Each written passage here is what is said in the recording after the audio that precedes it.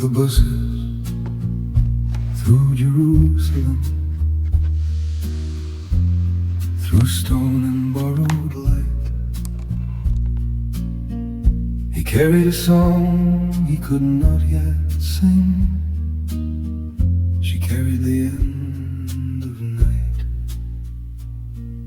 She took off her red leather coat in the rain, and he watched her brave the sky, as if the heart was never made to keep itself dry. Halo and light, heel and high, under the Jerusalem sky. One name for the breath in the body,